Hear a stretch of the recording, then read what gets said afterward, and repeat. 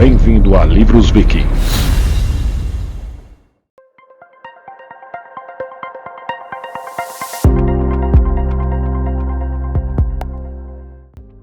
O conteúdo a seguir é de total e exclusiva responsabilidade de seus criadores. A Livros Vikings atua apenas como plataforma de distribuição e não se responsabiliza pelas informações, opiniões ou metodologias apresentadas neste curso.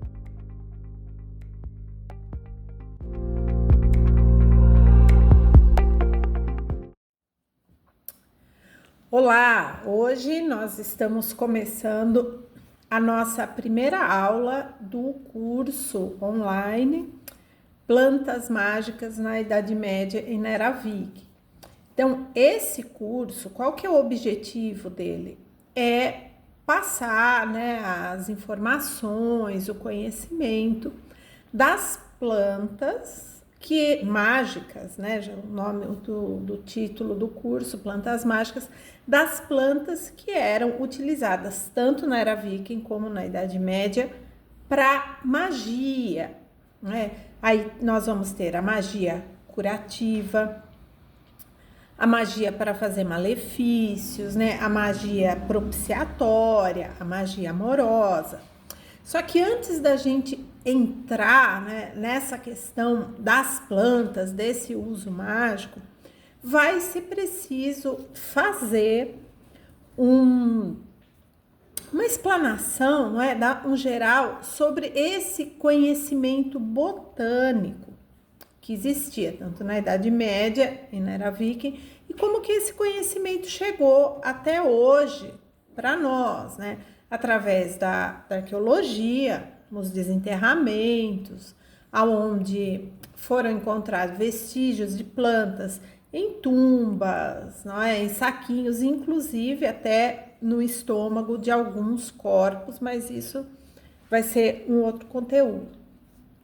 Como é que eles usavam essas plantas? Como é que esse conhecimento chegou para a gente? Todas essas plantas, quais eram as utilidades dela? Era só magia? Essas plantas também eram utilizadas na cozinha, por exemplo, para fazer algum prato do dia a dia? Elas também eram usadas como medicamento? Tudo isso nós vamos já ver uma parte disso nessa primeira aula hoje, E ao longo das outras 3 aulas, mais especificamente de cada planta, o uso de cada planta. Hoje, nessa primeira aula, nós vamos fazer uma breve introdução do que foi esse conhecimento botânico, de como ele sempre encantou o ser humano, Desde a antiguidade até hoje. É só a gente ver hoje, quando às vezes a gente precisa de algum medicamento, tomar algum remédio, às vezes nós já tomamos um fitoterápico, Quem nunca recorreu a um chá quando está com dor de cabeça ou quando está com mal-estar? Quem nunca colocou determinada planta, ou determinado condimento numa comida, não só para melhorar o sabor, mas para dar mais vigor, restabelecer a saúde. Então, o ser humano tem uma profunda ligação com essa questão vegetal, com essa questão botânica. Quando a gente começa a estudar a interação do ser humano com os vegetais, a gente vai ver que isso vem desde a pré-história, Há escavações arqueológicas que acontecem no território que hoje é a Turquia, que já foi descoberto primórdios do que seria uma bebida fermentada, do que seria uma cerveja, com alguns cereais e alguns até só com plantas, que tem aroma, são plantas aromáticas, são usadas como condimento, Então, nós vamos ver essa grande aproximação do ser humano com os vegetais.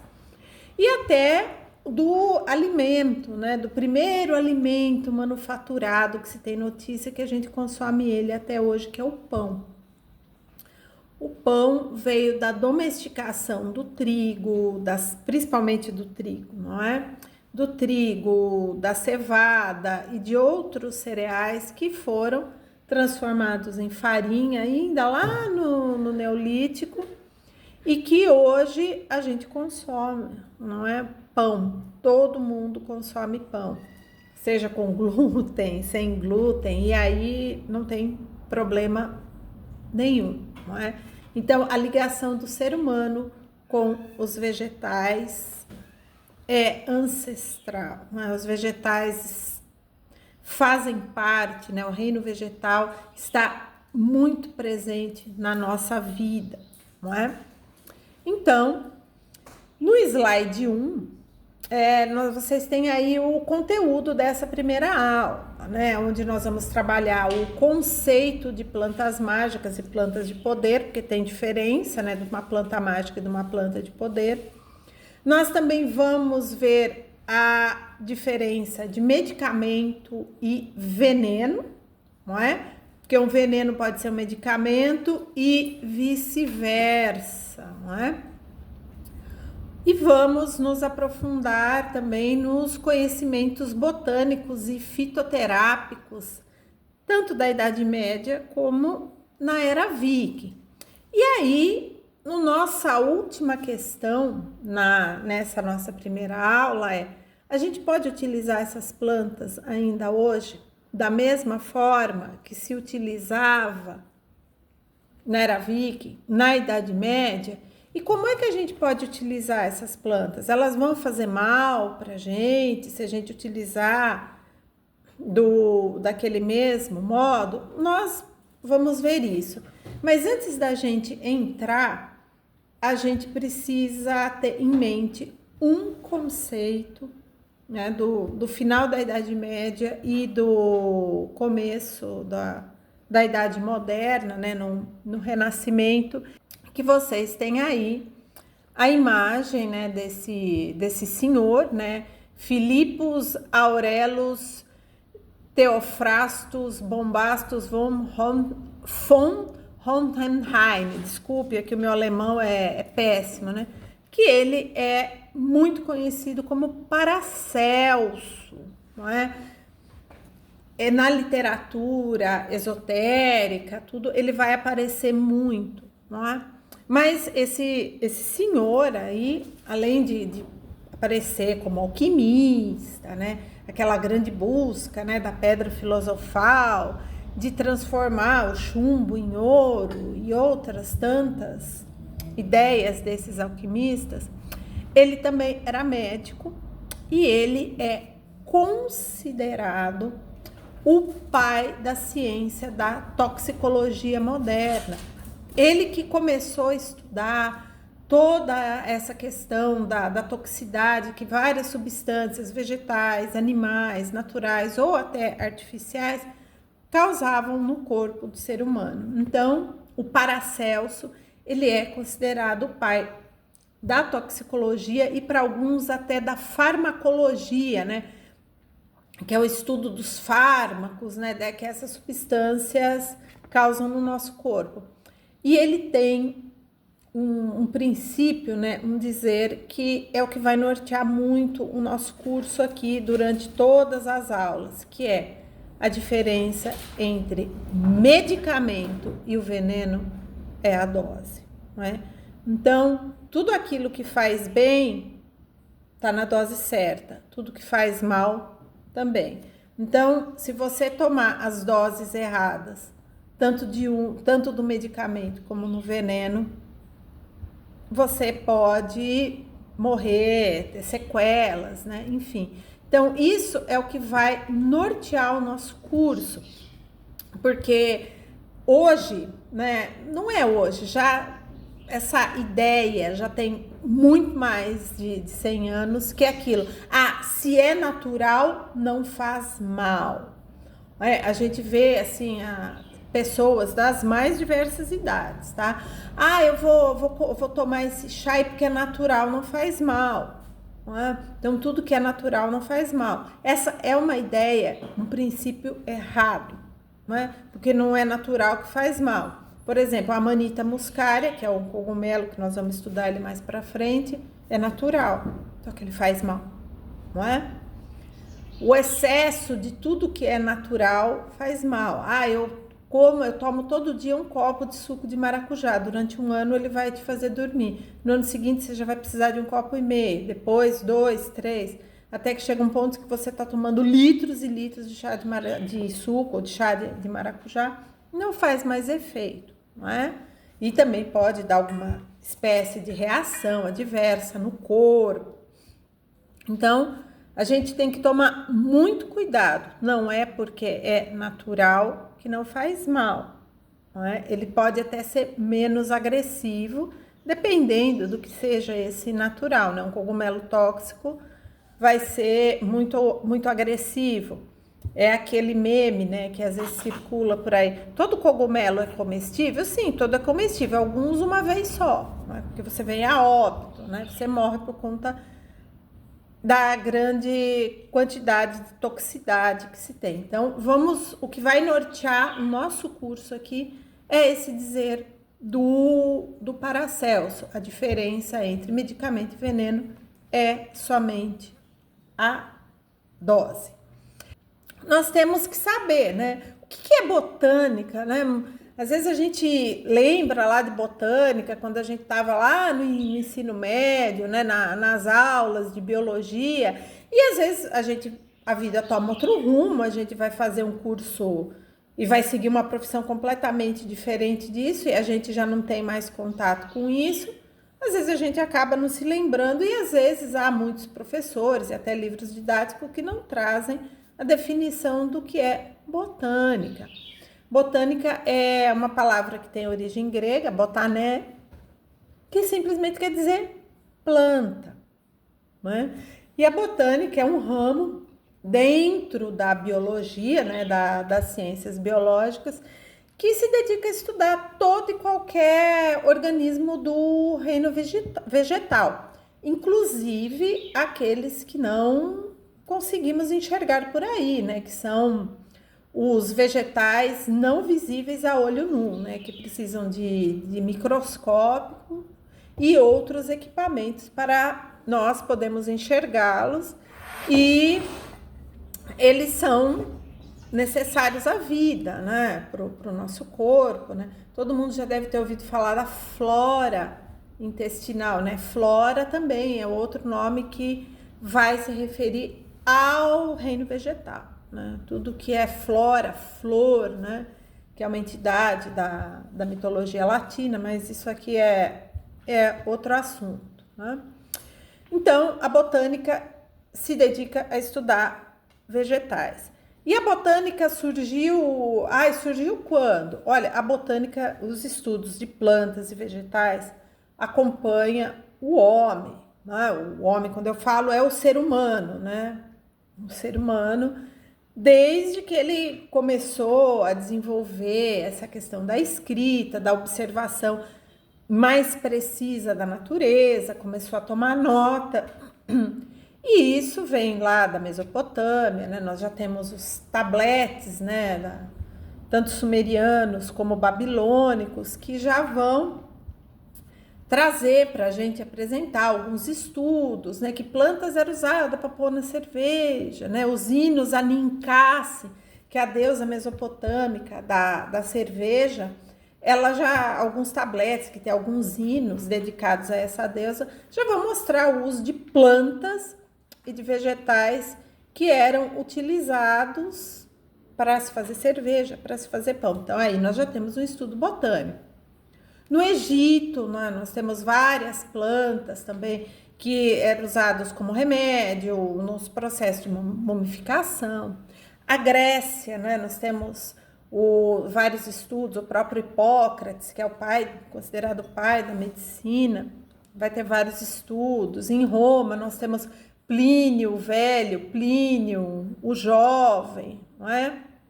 E a gente não pode esquecer também que a América, aqui, né, seja com os povos maias, os astecas, os incas, né, os mapuches, que desenvolveram algum tipo de escrita tá? Nós só estamos se referindo a povos com escrita. A tradição oral a gente vai trabalhar com ela mais tarde.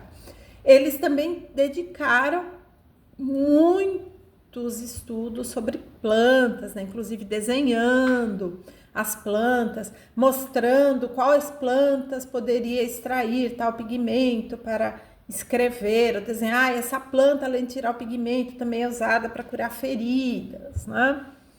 E também na Ásia, né? Nós temos, né, escritos chineses também sobre isso. E a gente também não pode esquecer o contexto africano, né?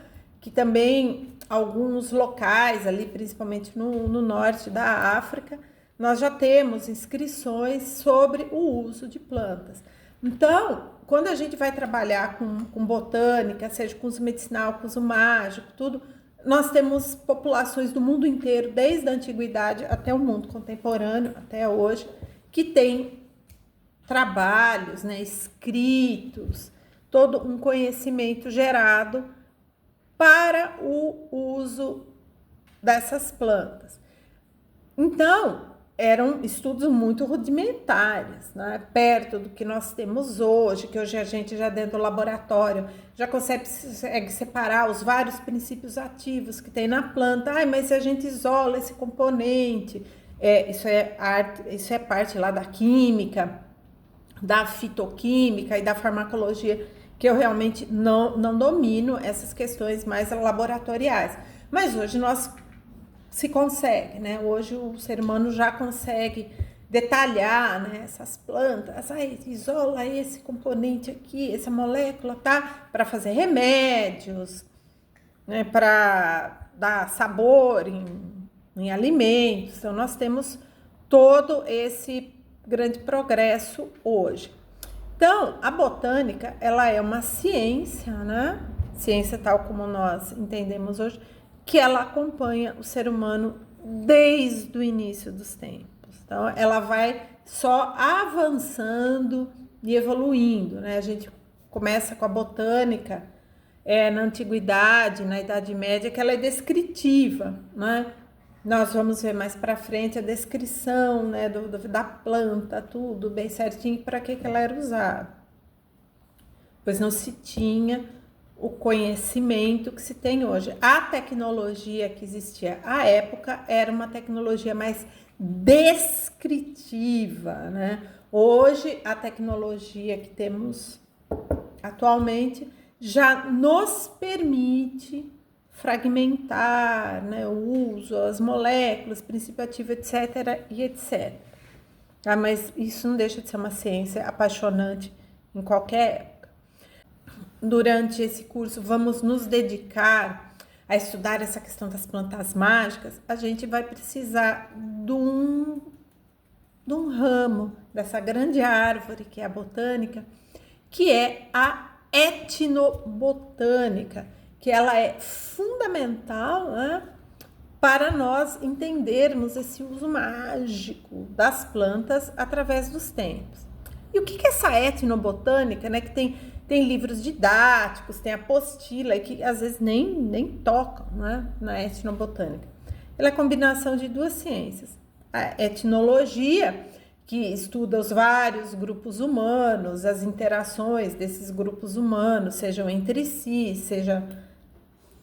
sejam internas, e a botânica, que estuda e classifica os vegetais. Então, a etnobotânica é a ciência que se dedica a estudar como as plantas são utilizadas, classificadas, empregadas, cultivadas, né, dentro dos vários grupos humanos, como esses grupos humanos interagem com essas plantas, né? Então, aí a gente vai vendo a etnologia, a etnobotânica, ela pode ser empregada para a gente estudar a etnobotânica na antiguidade, a etnobotânica entre os povos berbers, né? A etnobotânica na China, a etnobotânica na era viking. A gente tem como fazer esses estudos, né? Nós temos várias ciências, né, que nos apoiam Aí a antropologia, a arqueologia, a literatura, né? As crônicas históricas, a iconografia, tudo isso vai nos ajudar a entender essa relação profunda de determinados grupos humanos com as plantas, não é? Então você quer fazer um estudo etnobotânico lá das plantas da Era Viking, né? Quais as plantas da Era Viking que eram utilizadas para curar feridas? Então aí você vai ter que reunir uma série de documentos. Você vai recorrer à literatura, seja as sagas, a poesia édica, a poesia escáldica, as crônicas históricas, as crônicas de viajantes. Olha aí quanta documentação que a gente vai ter para estudar isso. E além disso tudo, a gente vai se apoiar, né? Também vai complementar tudo isso os estudos arqueológicos. No desenterramento tal, foi encontrado ramos de aveia, né? Aqui na nuca, gente, isso aqui é tudo inventado, tá? Só para exemplificar. Como é que era utilizado a aveia, não é? E aí eu coloquei aqui o exemplo, né? Quais plantas eram utilizadas na Era Viking para curar feridas, ou quais plantas também eram utilizadas no processo de defumação das carnes, que era um processo de conservação. A gente tem que lembrar que hoje para nós é muito fácil, né? Põe lá tudo dentro da geladeira, põe dentro do freezer, atura até alguns meses, não é? Dependendo do processo de congelamento. A gente tem que ver que na Idade Média, na Era Viking, em outros tempos, não existia isso. Então, a defumação das carnes era uma forma de conservar esse alimento por muito tempo, não é?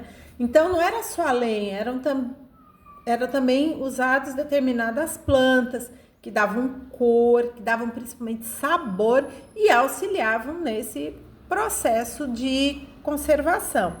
Então, isso é um estudo etnobotânico, né? Porque a etnobotânica nada mais é do que estudar a relação dos seres humanos e das plantas, né? Como é que essas plantas contribuíam, né, para a manutenção de determinados grupos, como eles utilizavam, como eles deixavam de utilizar, para que era. Então, isso é a etnobotânica, que ela vai ser uma das norteadoras do nosso curso, certo? É um mantra que durante o curso vocês vão repetir. A diferença entre o remédio e o veneno é só a dose. Por isso, quando a gente dá um curso desse de uso de plantas mágicas, a gente tem que ser extremamente responsável, porque a gente vai estar passando um conhecimento para as pessoas, mas a gente tem que alertar a todo momento. Não saiam usando plantas aí porque é natural, não vai me fazer mal, não é? Há vários estudos, principalmente de arqueólogas e antropólogas da Dinamarca, né, que eu tive acesso a todo esse material, desse uso de plantas, né, dos jardins, né, e do cultivo, da agricultura na Era Viking, que tem estudos publicados no dicionário de História e Cultura da Era Viking e no dicionário de Mitologia da Era Viking, que é o trabalho do Neve, não é? Que elas alertam. Esse uso de plantas era muito cuidado e às vezes as pessoas morriam, não é? Aí a gente tem que pensar hoje, pô, se naquela época morria, hoje também morre, né? Porque a planta está aí, está bem viva, não é? E ela pode causar mal. Então, todo esse conhecimento que está sendo passado aqui, vai ser passado nas outras 3 aulas, é para a gente conhecer e ir se aprofundando mais e mais, né? Então, por favor, vocês tomem muito cuidado com isso. A gente sempre passa esse tipo de recomendação para as pessoas saberem que é algo que pode trazer algum tipo de prejuízo, né? Como tudo, né? A água, se a gente for pensar, a água é essencial à vida humana, só que o excesso de água também pode trazer riscos, não é? Então, o que é essa toxicologia, que é muito importante no estudo da botânica e no estudo da etnobotânica também.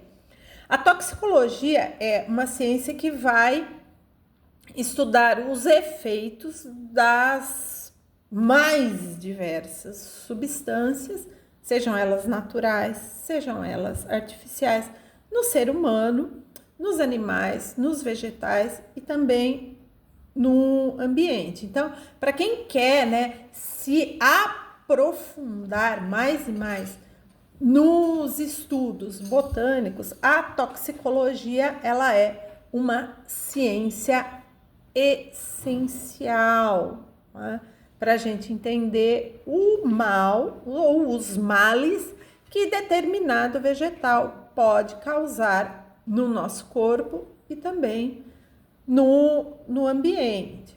Não é? Então, é importante num curso sobre plantas mágicas, onde a gente vai aprender a usar essas plantas até como remédio, e aí a gente vai entender por que eu vou usar o termo remédio para isso, para essas plantas. Não é? É importante a gente sempre alertar, tomem cuidado. Não é? O chazinho que tira a minha dor de cabeça, para você, além de aumentar a dor de cabeça, pode trazer outros efeitos colaterais, não é? É por isso que tem aquela prática que tinha antigamente, o meu vizinho guardou a receita que o médico deu de uma injeção, nossa, ele tomou a injeção, a dor na coluna dele foi embora. Aí eu vou pedir essa receita emprestada e vou lá na farmácia tomar. Isso era uma prática comum, aí a pessoa ia lá, tomava a injeção e tinha um efeito colateral grave, né? Porque ele podia ter alguma alergia e era o profissional da saúde que teria que fazer um diagnóstico para ver se aquele medicamento funcionava para ele. Isso era muito comum, viu, gente? O vizinho emprestar a receita, ir lá guardar a receita. Hoje, ainda bem que a legislação está mudando para proteger a nossa saúde, não é? Vamos para uma definição. O que são essas plantas mágicas? Vamos primeiro trabalhar com as plantas mágicas, né? A gente tem que saber o que é uma planta mágica para a gente saber se ela vai ser a propiciatória dessa magia e dos encantamentos, né? Então, as plantas mágicas são plantas, né, que são atribuídos poderes mágicos para ela, né? E isso tudo, é claro, é o ser humano que enxerga isso nessas plantas, né? Não apareceu a plantinha lá e falou, eu sou mágica, me use, né? Isso não teve, foi uma piada aqui. Então, é o ser humano, através das suas experiências, do empirismo, de utilizar essas plantas, que foi atribuindo a essas plantas esses poderes mágicos, não é? E o que são esses poderes mágicos que essas plantas propiciam? Comunicação com os mortos, seres de outro mundo, e aí a gente vai ter uma gama enorme do que são esses seres de outro mundo. São fadas, são gnomos, são elfos, são espíritos benfazejos, espíritos malfazejos, né?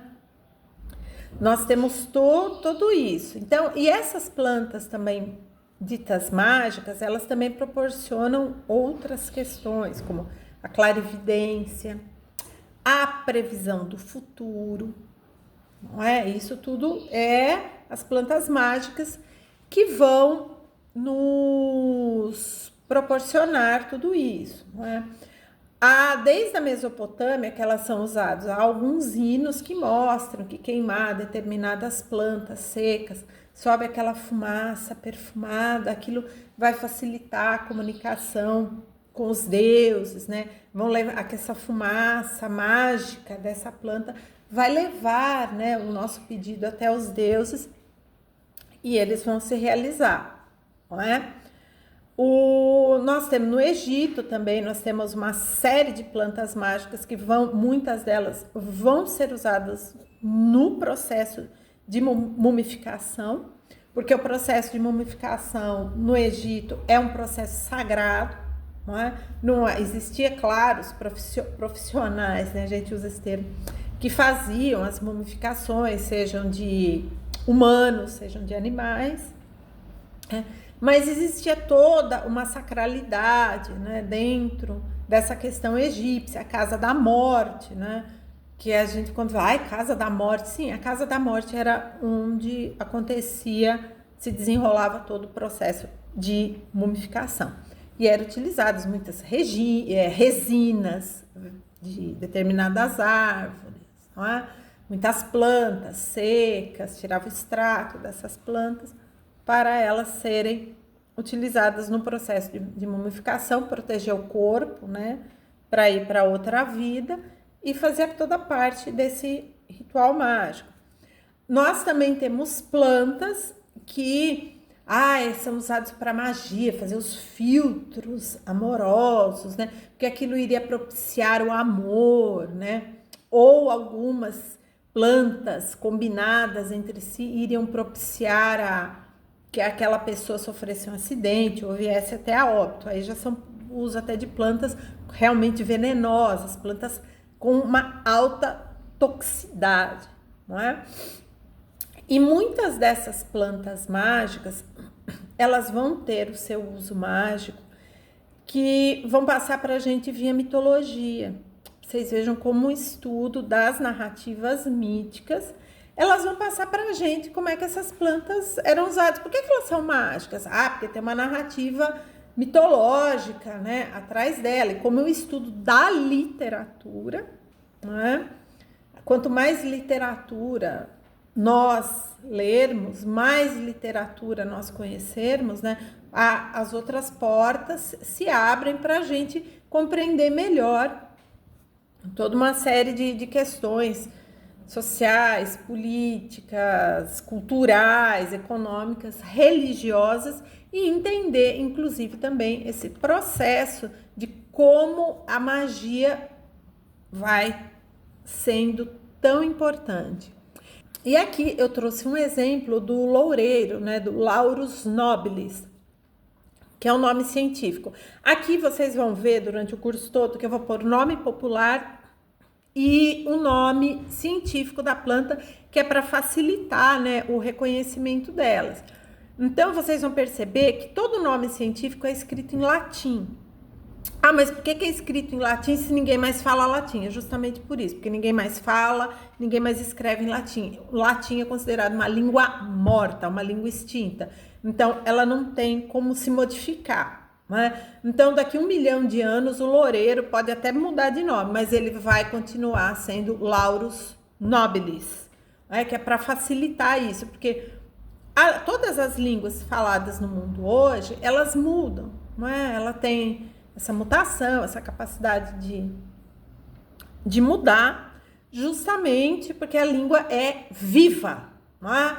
Então, vejam, há 50 anos atrás a gente não tinha o verbo deletar na língua portuguesa. A partir de quando começou a se informatizar as coisas, o verbo deletar virou corrente na língua. Deleta isso que eu falei, né? Para esquecer, para apagar, né? Então, a língua tem esse dinamismo. Como o latim é uma língua morta, ele não muda. Então, nós temos o nosso Lauro nobilis, aí, o loureiro. O loureiro é aquela planta que a gente compra sempre as folhas, né, seca no supermercado, nas casas de tempero, para pôr no feijão, para pôr na carne, para pôr na sopa, para pôr no molho de macarrão, para pôr naquele arrozinho, sabe aquele arrozinho que a gente faz todo dia com alho e cebola, bota uma folhinha de louro ali, fica uma delícia, né? O louro também, ele vai ter uma importância na Idade Média muito grande, né? Na cidade de Alepo, na Síria. Isso aqui é só uma curiosidade para vocês verem a importância. O louro, desde a antiguidade e na Idade Média, o óleo que era extraído do loureiro era um dos óleos mais procurados para se fazer cosmético e para se fazer medicamentos.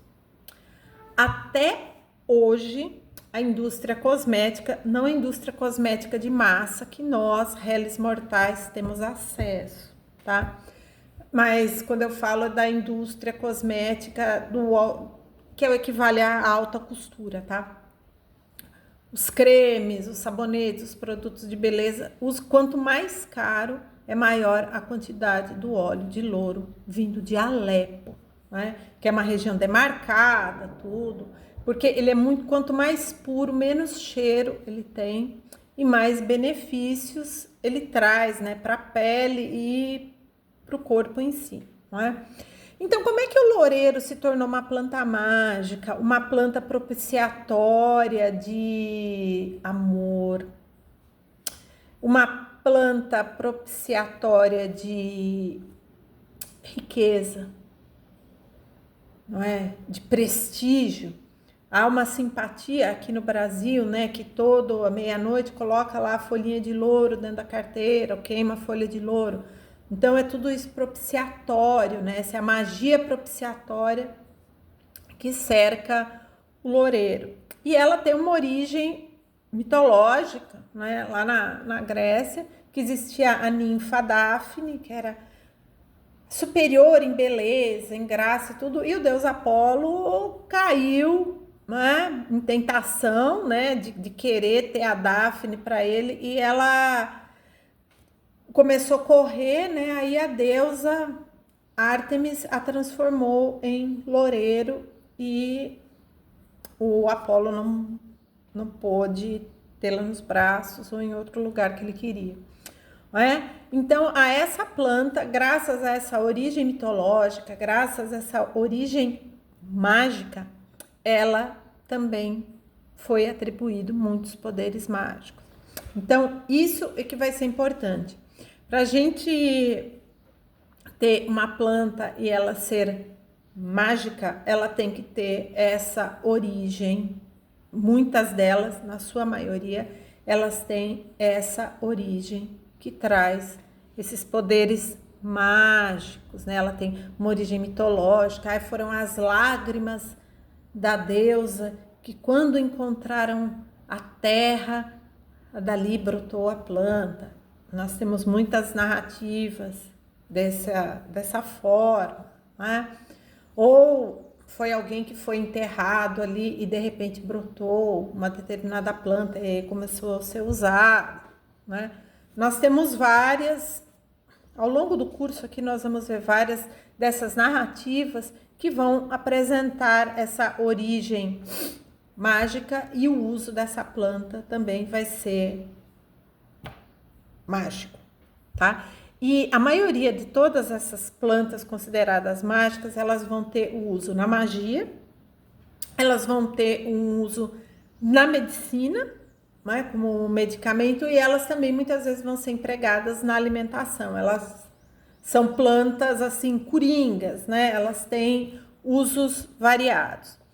Nós temos aqui a imagem de um loureiro, né? Para quem nunca teve a oportunidade, né, de ver um loureiro, mas aqui no Brasil há vários parques, né, que às vezes tem loureiro, tem gente que às vezes tem um pé de louro, né, no quintal e etc. Ela é uma árvore, ela chega a ser uma árvore até de grande porte, alguns loureiros chegam a ter 10 metros, ela tem uma madeira consistente, de cor clara, e as folhas dela são extremamente aromáticas, né?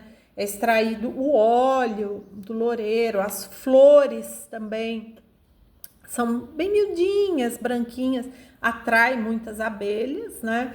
Em alguns locais do mundo, inclusive aqui no Brasil, já se extrai um mel do louro, só que é um mel muito caro, não é? Por conta devido à produção dele ser pequena, e ele é muito perfumado, não é? E ele tem um uso medicinal como um expectorante muito poderoso, né? Um expectorante forte. E ele também, esse mel do loureiro, muitas vezes também ele é usado em magia amorosa, certo? Juntamente com as folhas, né? As fogueiras feita com madeira de loureiro para propiciar a comunicação com o outro mundo e também propiciar as riquezas, né? Então esse aí é um loureiro. Para quem não conhece, é essa árvore frondosa e muito bonita, que nada mais é do que o corpo de uma ninfa. e como as ninfas são descritas, né, na mitologia como seres belíssimos, né, são tão bonitas, nós temos aí a imagem dessa árvore também tão frondosa e tão bonita. Nós também vamos ter outras árvores que também eram consideradas sagradas e dotadas de poderes mágicos, né? Eu não conheço a série Harry Potter, tá? Não li os livros e não vi os filmes. Mas, segundo informações aí que eu ouvia na época que estourou, que todo mundo lia, as varinhas, né? O Harry Potter lá com os coleguinhas lá na escola de magia, tem as varinhas mágicas, eram feitos de aveleira, né? Então, em muitos manuais de magia, né? Há um autor chamado Papi, lá do século XIX, né? Tratado elementar de dogma ritual de alta magia, né? Manual prático de magia elementar, vai mostrar que a varinha mágica deve ser confeccionada com a aveleira. A aveleira é a árvore que dá aquele frutinho que avelã, que se faz a Nutella, né? Que aí todo mundo louco pelo creme de avelã com chocolate. A avelã, ela é um fruto, não é? Tem muito óleo, não é? Que é para ser comido no hemisfério norte, né? Conta que ela para aguentar o frio, mas é um fruto muito saboroso. Esses óleos dela são aquela que a medicina classifica como gorduras boas, né? Gorduras benéficas, né? Se o preço não fosse tão proibitivo, né? A avelã seria muito bom a gente ser consumida. E essa árvore tem muitos poderes mágicos, né? Os seus frutos saciavam a fome, né? Daí a gente vai ver o histórico do por que essa árvore é mágica, né? Por que ela é uma planta mágica? Os frutos saciavam a fome, o óleo curava feridas, né? Ele tem um princípio ativo que é anti-inflamatório, pensa numa época que não tinha remédio, nada, né?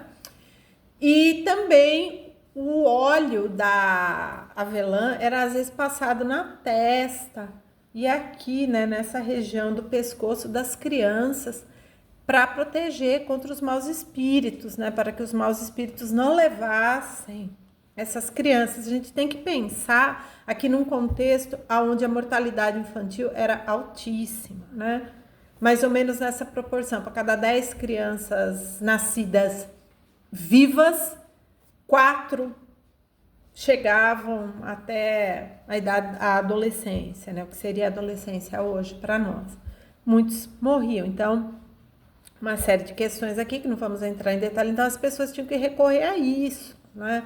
Passar o óleo, né, da aveleira, colocar o ramo da aveleira debaixo ali do travesseiro onde essa criança dorme para proteger, né, contra os maus espíritos, para que essas não sofressem o que hoje a gente conhece como morte súbita do recém-nascido. Mas a gente sabe que tanto na Idade Média como na Era Viking nós tínhamos outras questões, né, como higiene e a má nutrição também, seja da mãe, seja da criança, que infelizmente levava essas crianças a óbito, né? Então nós vamos ver aí a aveleira, ela vai ter todos esses fins mágicos. E é bem interessante, só uma curiosidade aqui, que na Idade Média a aveleira, ela vai ser uma planta, uma árvore, né, melhor dito, que ela vai aparecer muito na literatura como símbolo do amor verdadeiro e do amor que transcende a própria morte, né? O amor que vai para outra vida, né?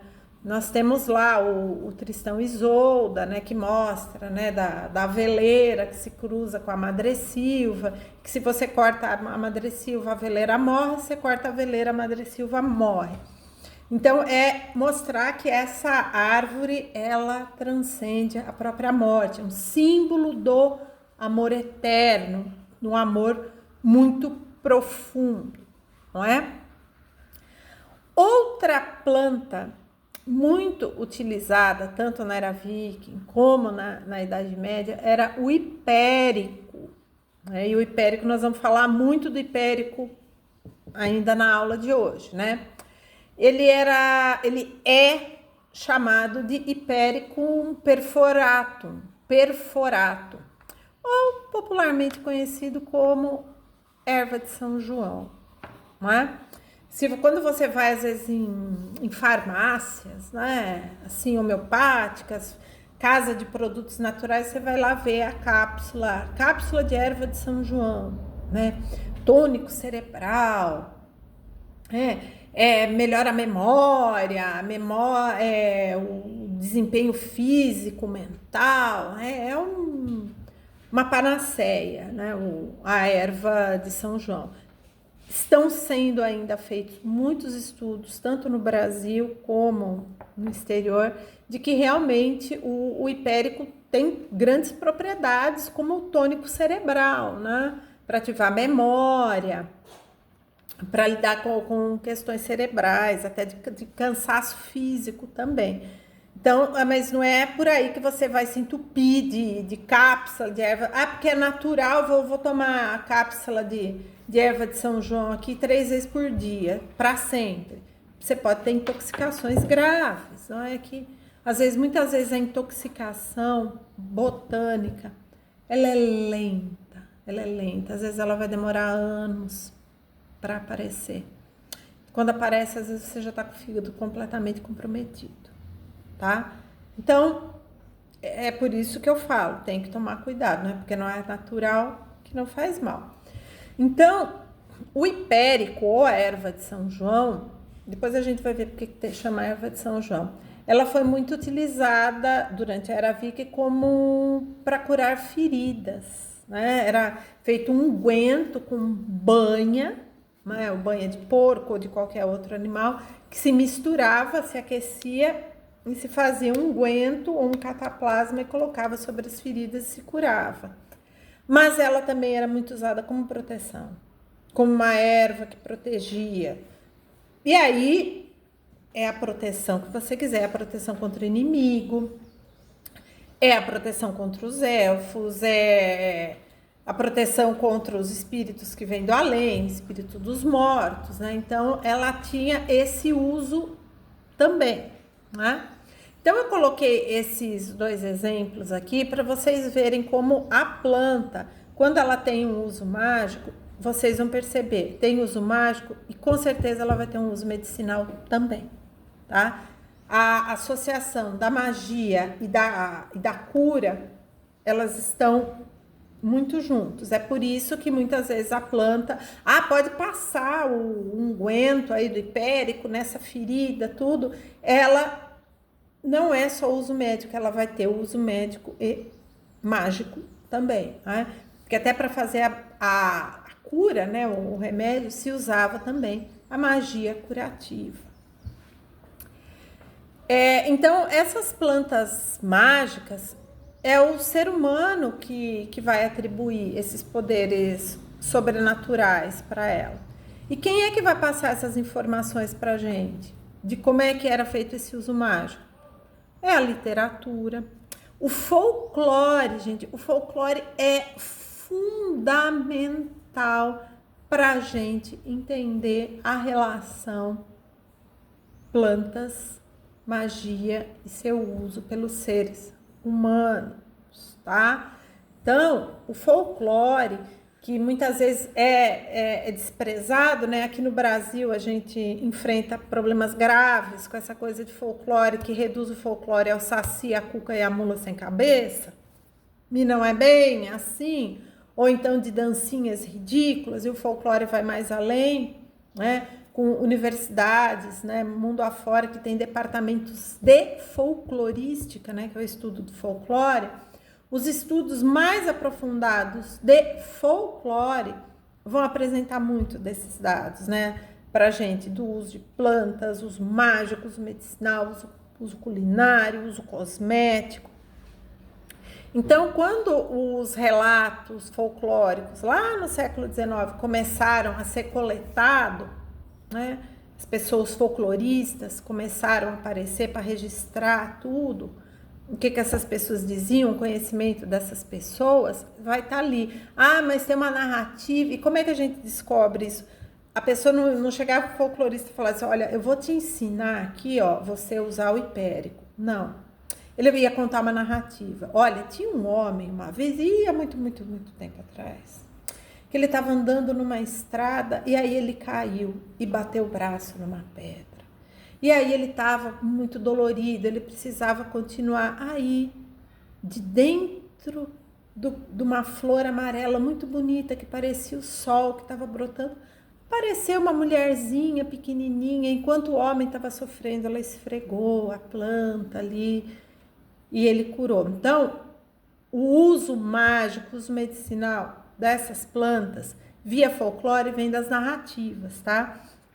Então, por isso que às vezes a gente tem que pensar muito nas narrativas, ver o que essas narrativas vão contar pra gente, desse uso mágico dessas plantas, que vem tudo via tradição oral, não é? Por isso que a tradição oral, ela é muito importante para a gente poder entender isso, não é? Hoje, nós temos essa tradição oral que já está escrita, e a partir do momento que a tradição oral é escrita, ela fica fechada, tá? Ela fica durinha ali, então nós já temos, que aí não tem como mudar quando ela vai para a forma escrita. Então, nós temos essas tradições orais que foram coletadas, que foram escritas para chegar até nós, que vão nos ensinar tudo que nós sabemos sobre o uso mágico, uso medicinal e uso culinário de plantas, né? Nós temos uma aveleira.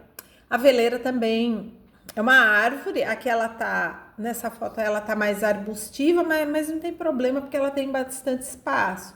Mas ela também cresce, fica uma árvore grande. O bosque de aveleiras é chamado de avelanal, né? Ou um bosque de aveleiras, né? E aí, essas aveleiras também são árvores muito grandes, não é? Elas chegam a ficar com 3 a 5 metros e dão as suas aveleiras. Então, essa aí no slide 9, nós temos essa aveleira para vocês verem. Aqui no Brasil, elas ficam um pouquinho mais baixas por conta do clima, não é? Vocês vão ver o hipérico. É uma florzinha pequena, aí tá bem ampliado, né? Para vocês perceberem como ela é miudinha e como ela é bonita. Ela é muito perfumada também. A indústria cosmética também utiliza muito o hipérico, tá? Por conta dessa questão curativa, que ele tem cicatrizante, a palavra correta, questão cicatrizante, né, benéfica aí para a pele. Em alguns locais a gente até já chega a encontrar o sabonete de hipérico, tá? Shampoos também. E a indústria do perfume também, que extrai aí o aroma do hipérico, tá? Então, essa aí é o hipérico ou erva de São João. É sinonímias, tá? Podem... Se achar o hipérico ou erva de São João, você pode usar aí sem problema nenhum, que é a mesma planta. Nós vamos para a definição de plantas de poder. Até agora nós vimos plantas mágicas, propiciatórias, magia do amor, magia da cura, magia de proteção. Agora nós vamos ver o que são plantas de poder. Basicamente, uma planta de poder é uma planta que vai proporcionar estados alterados de consciência, né? Há alguns grupos aí que não gostam de ser chamada, né, das plantas de psicotrópicas, né? Porque psicotrópico nada mais é do que, fazendo uma tradução assim bem literal do grego, né? É a mudança da consciência, né? Como a consciência muda, né? O estado alterado, né? Que vai proporcionar viagem para outros mundos, que vai conduzir o passeio do xamã, né? A gente pode ver que em várias culturas onde o xamanismo é praticado, sempre vai ter as plantas ou uma planta onde vai ser tomado lá uma beberagem que o xamã ou a xamã vai tomar, e isso vai proporcionar a viagem para o outro mundo. É claro que é uma série de outras questões ali que estão associadas, como sons, como cheiros, etc.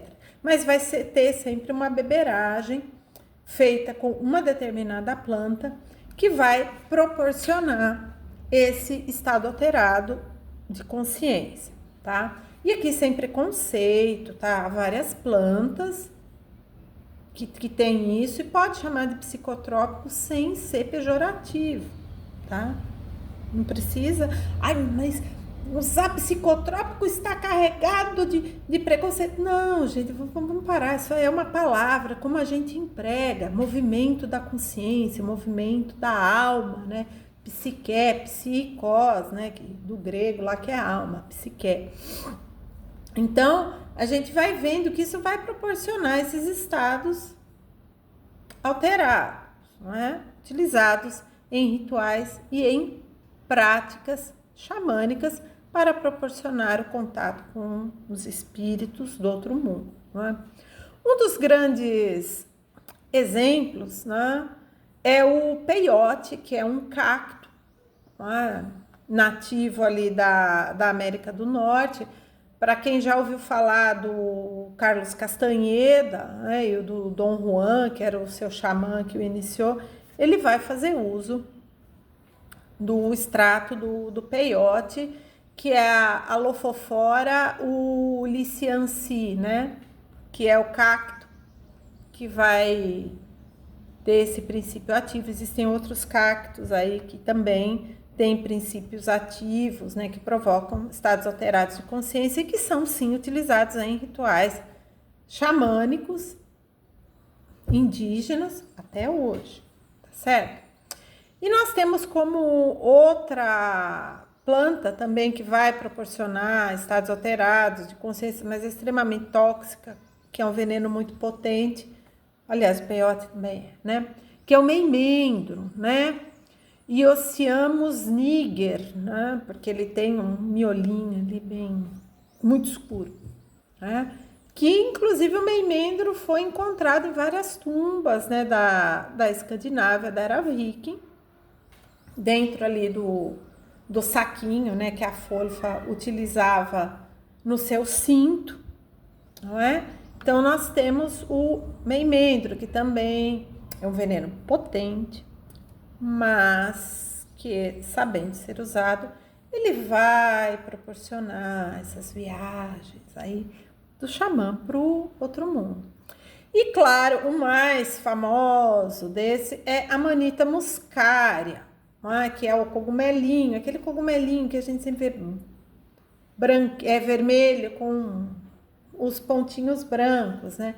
Que até teve aquela teoria que vira e mexe, sempre muito debatida, né, de que os berserkers tomavam, né, a Amanita muscaria para ir para a batalha, mas ele provoca efeitos colaterais gravíssimos, né, vômitos, diarreia, em algumas pessoas chega a parar os membros, dá muita dor, os sintomas aí, os efeitos variam, né, de pessoa para pessoa. Inclusive, ele pode levar até a morte, né? Dependendo da pessoa. Às vezes, a pessoa é grande, alta, forte, toda musculosa, mas às vezes tem alergia e acaba morrendo. E quando não mata, deixa sequelas graves, não é? Muito graves às suas intoxicações. Então, as plantas de poder, tá? E algumas plantas mágicas também, mas as plantas de poder, na sua maioria, elas são extremamente tóxicas, tá? Então, elas causam intoxicações graves, que deixam sequelas, que podem levar à própria morte. Então, é aquilo. Tem que tomar extremo cuidado, tá? Usar a planta é ter sempre cuidado. Então, agora que a gente já diferenciou planta mágica de planta de poder, para quem não conhece, para quem nunca viu, ver como é o peiote. Olha, ele é um cacto muito simpático, pequenininho, ele fica no chão, fica pequeno, e ele dá essa flor aí, tão bonita, não é? Olha que flor bonita, a clássica flor, né? O miolinho amarelo com as pétalas brancas. O extrato do peiote, né, para proporcionar as viagens, ele é extraído, né, do cacto mesmo, né? Se espreme, alguns secam, tomam infusões, ou espreme para sair o líquido. Tem várias formas aí. Então vejam, esse é o peiote. Aqui no Brasil eu não tenho notícia se ele é ou não cultivado. Não vou dizer que sim, mas também não vou dizer que não, porque eu realmente não conheço. Então, com vocês aí, apresento, agora vocês já sabem, peiote. Talvez como hoje as plantas suculentas, né, estão muito em moda, talvez até tenha algum lugar que venda o peiote, muitas vezes até sem saber que ele é uma planta de poder e que ele é uma planta tóxica. Nós temos o meimendro. É também uma planta simpática, ele tem essa florzinha branca, que começa com esse miolo extremamente escuro, e depois vai, né, saindo esse tom meio púrpura ali, é muito bonito. E um detalhe muito importante para a gente começar a identificar as plantas venenosas. Quando nós temos uma planta que a flor é para cima, ela é uma planta legal, a toxicidade dela é baixa. Agora, como no caso do meimendro, vocês estão reparando que as flores estão para baixo? Tem duas ali que já estão bem para baixo e as outras estão querendo também abaixar. Toda planta que tem as flores para baixo, ela é uma planta venenosa, tá? É a natureza já avisando que ali tem perigo. Nós temos várias plantas. A dedaleira, por exemplo, que tinha muita gente que... Eu lembro da casa da minha avó que tinha dedaleira. Ela tem a planta... As flores tem várias cores, tá? Tem cor-de-rosa, tem roxa, tem vermelha, tem branca, tem azulada, tem lilás. Sempre é o cachinho para baixo, né? E da dedaleira se extrai o veneno da cicuta, né? E as pessoas plantavam isso no jardim, né? Então, esse também é um ponto importante para a gente observar nas plantas, né? Olha aí, ó, o meimendro com a florzinha para baixo, a própria beladona também, florzinha para baixo, o trombetão, que é da família ali da beladona, para baixo, né? E para a gente tomar muito cuidado. Para quem nunca viu, vamos reconhecer a lindíssima Amanita muscaria. Olha que chamativo, olha que bonito, não é? Parece uma pintura, né? Parece que foi alguém que fez, né? Que foi lá e fez essas pintinhas, mas ele já é uma forma de alerta, né? Para dizer, olha, eu faço mal, viu? Não chega muito perto não, porque eu faço mal. É bonitinho, o cogumelinho, a gente vê muitas ilustrações de livros infantis, né, que vão mostrar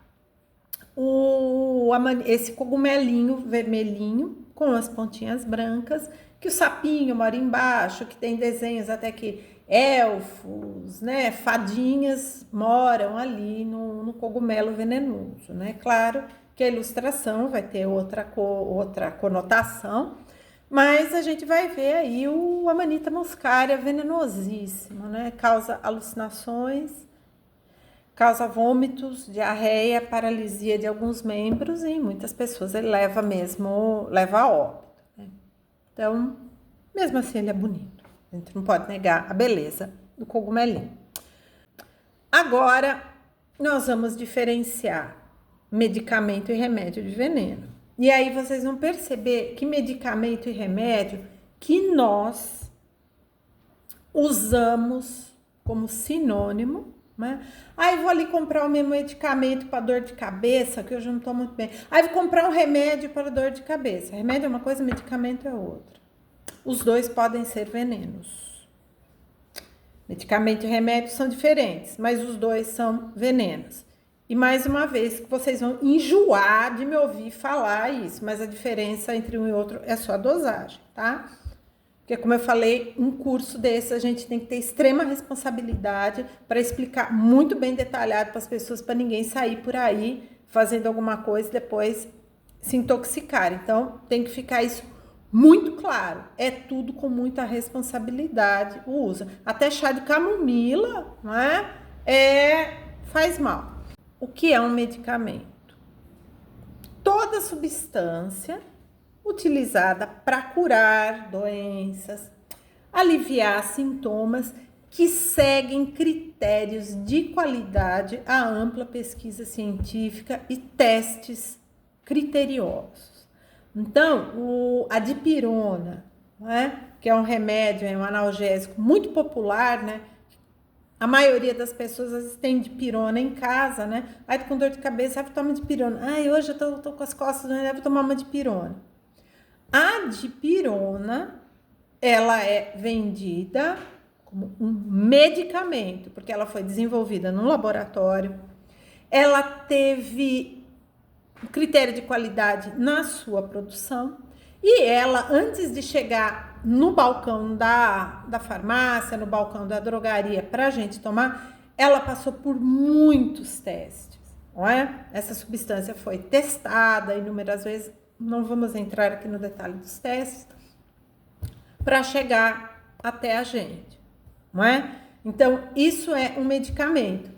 Sabe quando às vezes a gente vê aí na televisão propaganda do remédio para dor e fala assim, este medicamento não deve ser usado se você tem alergia em casos dessa ou daquela doença. Isso é um medicamento. O medicamento é feito no laboratório e ele passou por testes criteriosos e rigorosos e ele tem um controle de qualidade para ser colocado no mercado, tá? Então, isso é um medicamento. O remédio já é outra coisa. O remédio também é para aliviar sintomas, proporcionar bem-estar e também para curar a saúde, tal qual o medicamento. Só que o remédio pode ser qualquer coisa. O remédio pode ser a água que você bebe, aquela indicação. Ai, todo mundo deve tomar 2 litros de água por dia, né? Da hora que levanta, a hora que vai deitar, tome 2 litros, 2 litros e meio. Tem até um cálculo aí que se faz do tanto de peso que você tem com o tanto de água que você pode tomar. Tem gente que começa a fazer isso, tomou água, nossa, aquela dorzinha de cabeça chata assim que eu tinha, todo fim de dia parou, porque era o corpo pedindo água. Então a água aí foi utilizada como remédio, regulou a água, esse é o remédio, tá?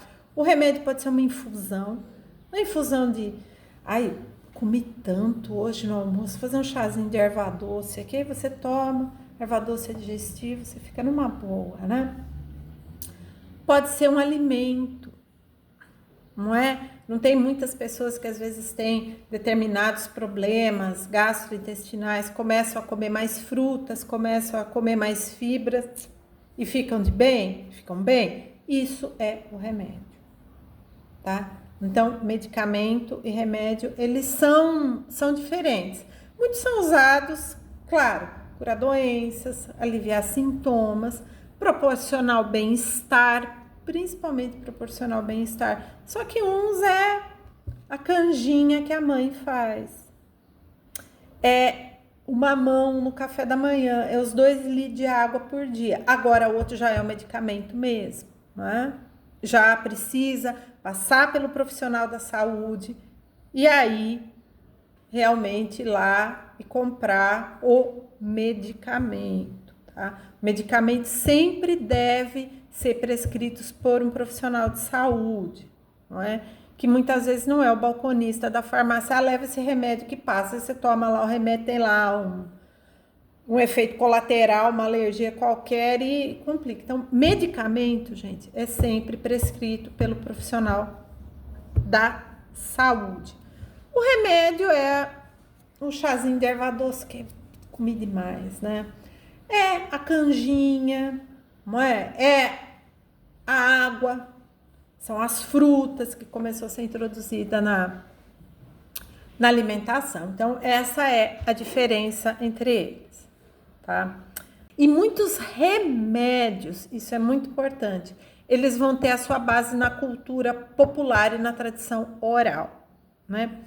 Como é que a gente sabe que a babosa, a famosa aloe vera, se a gente passar aqui no cabelo, né, assim, passa na raiz, nossa, o cabelo vai ficar forte, vai ficar bonito, é só cortar a folha da babosa, deixar ela pendurada lá para sair aquele líquido mais amarelo, que aquilo dá alergia, aquilo dá coceira. Em algumas pessoas com pele muito sensível, couro cabeludo muito sensível, pode dar até uma queimadura leve, né? Só deixar aquilo, corta, tira o gel, né? Passa no couro cabeludo, o cabelo ficou bom. Como é que a gente sabe que babosa faz bem?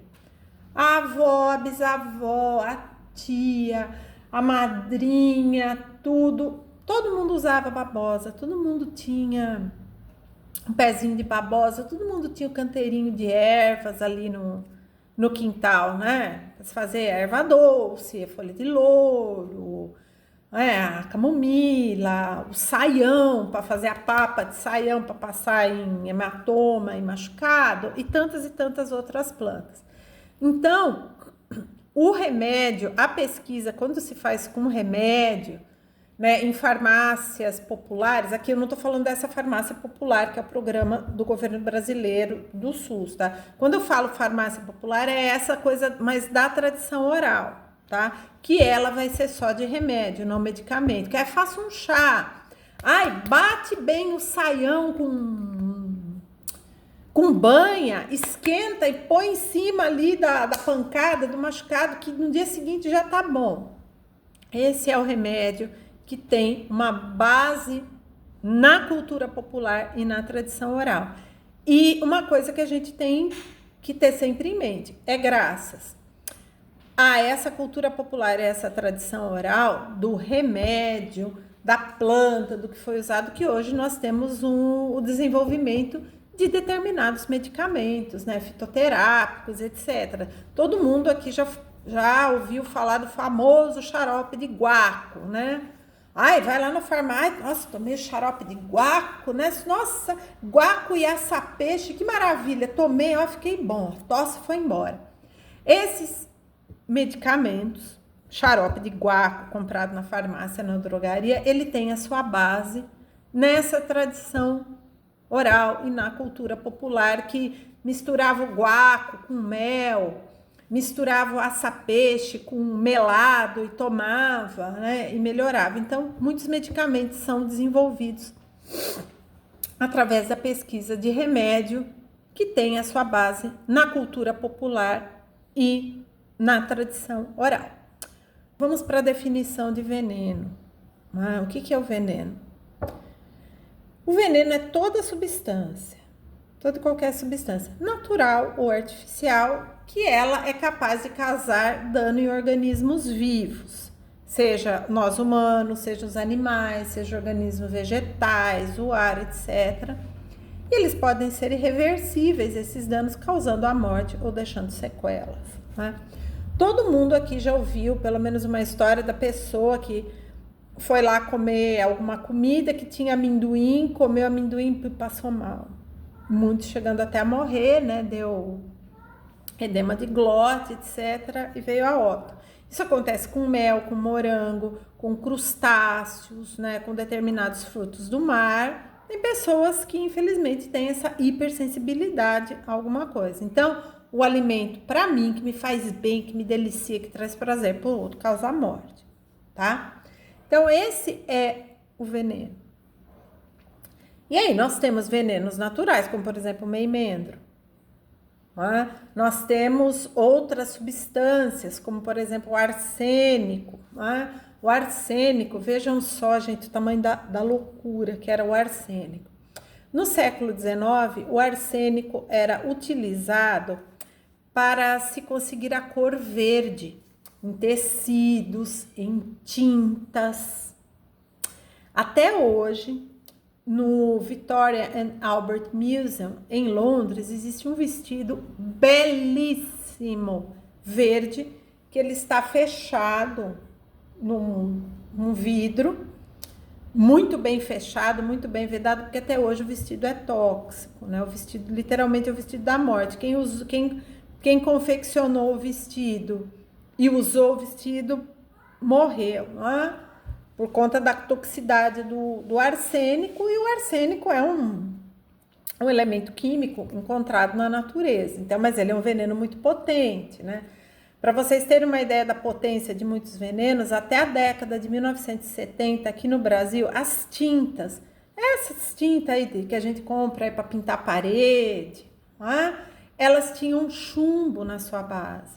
Então, as pessoas pintavam a sua casa no sentido de deixar a casa mais confortável, de deixar a casa mais bonita, tudo, mas acabavam tendo intoxicações gravíssimas com chumbo, principalmente criança, né, que tem aquela mania de tudo botar na boca, não tava tinta de parede, o pai e a mãe ficavam desesperado que a criança estava morrendo, até identificar, muitas vezes a criança vinha a óbito, né? Então, o veneno pode ser um medicamento? Pode, e o veneno também pode ser um remédio, como pode ser um alimento, não é? Então, isso que é o veneno. Então, agora que a gente já passou por todas essas definições que vão ser a base do nosso curso, agora nós vamos adentrar a outros momentos mais voltados para o uso de plantas na Idade Média e na Era Viking. Agora, nós realmente vamos lidar com essa questão do conhecimento botânico e fitoterápico na Idade Média e na Era Viking. Conhecimento botânico é o conhecimento das plantas em geral. A planta tal chama tal, planta ali chama tal, né? Esse é hipérico, esse é erva doce, essa é artemisia, essa aqui é agrião de canário, essa aqui é maçã silvestre. Isso é conhecimento botânico. Conhecimento fitoterápico. Hipérico ou erva de São João, para curar as feridas, né? Amassa ela com a banha, passa, cura as feridas. Isso é conhecimento fitoterápico. O conhecimento fitoterápico é o uso medicinal das plantas, que é a partir desse conhecimento que a gente vai adentrar no universo da magia. Esse conhecimento, como é que era o conhecimento botânico e o conhecimento fitoterápico na Era Viking?